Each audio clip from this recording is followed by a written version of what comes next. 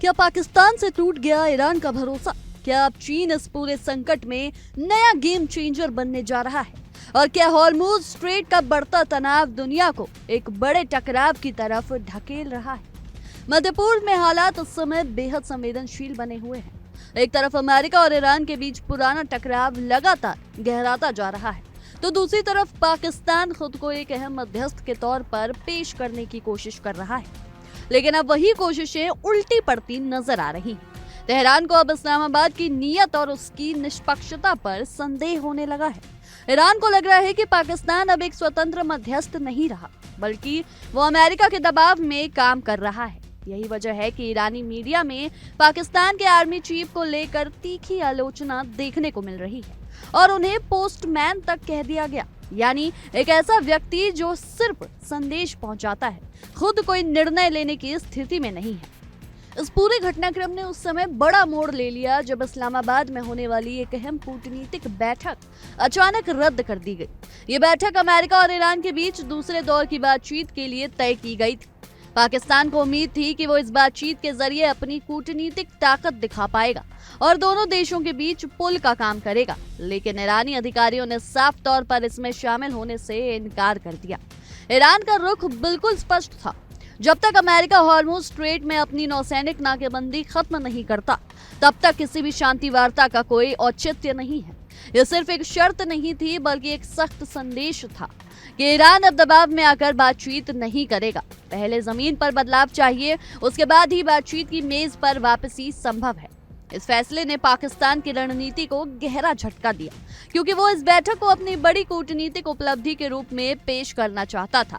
Reports के मुताबिक America के राष्ट्रपति डोनाल्ड ट्रंप पाकिस्तान पर लगातार दबाव बना रहे थे कि वो किसी भी तरह ईरान को बातचीत के लिए तैयार करे। ये दबाव सिर्फ राजनीतिक नहीं बल्कि रणनीतिक भी था, क्योंकि अमेरिका चाहता था कि बढ़ते तनाव को काबू में रखा जाए, लेकिन अपनी शर्तों पर। पाकिस्तान ने इसी दबाव में अपनी कोशिशें तेज कर दी, लेकिन यही जल्दबाजी उसकी सबसे बड़ी कमजोरी बन गई। ईरान को यह महसूस होने लगा कि पाकिस्तान उसकी चिंताओं को समझने के बजाय अमेरिका की प्राथमिकताओं को आगे बढ़ा रहा है। इससे भरोसे की नींव हिल गई। कूटनीति में भरोसा सबसे अहम तत्व है, और जब वही कमजोर पड़ जाए तो कोई भी मध्यस्थ अपनी भूमिका निभाने में असफल हो जाता है। पाकिस्तान के साथ फिलहाल यही होता दिखाई दे रहा है। अब इस पूरे घटनाक्रम में एक नया और अहम मोड़ आया है, चीन की एंट्री।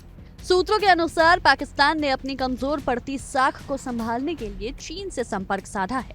ये कदम सिर्फ एक कूटनीतिक रणनीति नहीं है, बल्कि एक मजबूरी भी है।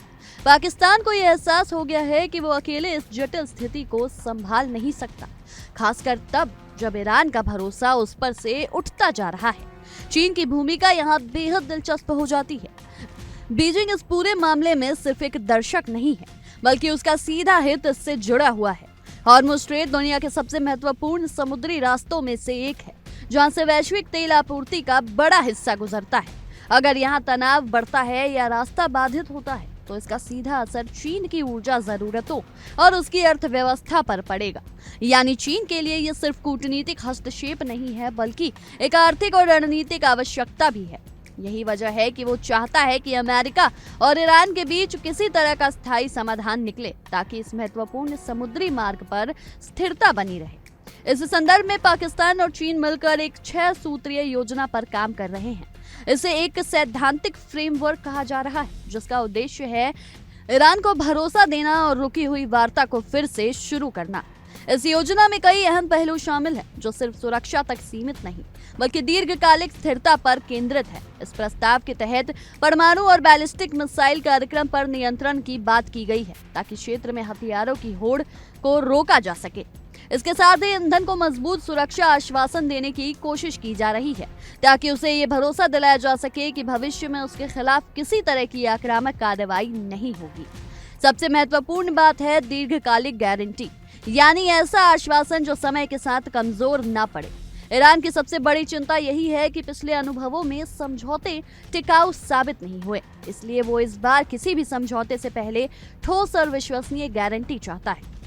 लेकिन सवाल यही है, क्या ये योजना सफल हो पाएगी? क्या ईरान इस पर भरोसा करेगा? तेहरान का रुख फिलहाल काफी सख्त नजर आ रहा है। वो सिर्फ वादों पर भरोसा करने के लिए तैयार नहीं है, उसे ऐसे साझेदार की जरूरत है जो लंबे समय तक अपने वादों पर कायम रहे। यही वजह है कि ईरान अब चीन की भागीदारी को ज्यादा अहमियत दे रहा है, क्योंकि उसे लगता है कि चीन एक स्थिर और विश्वसनीय खिलाड़ी साबित हो सकता है।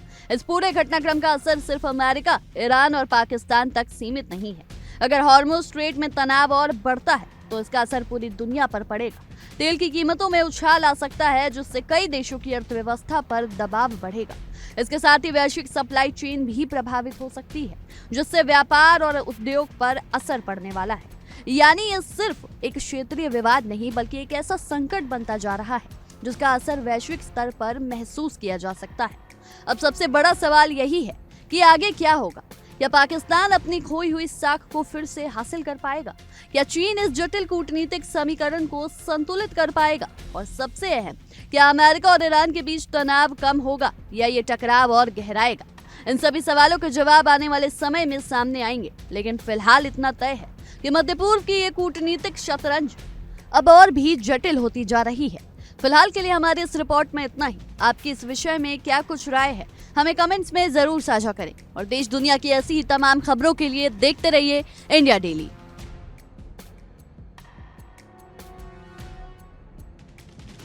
देखिए इंडिया डेली 24/7 अब आपकी स्मार्ट टीवी पर।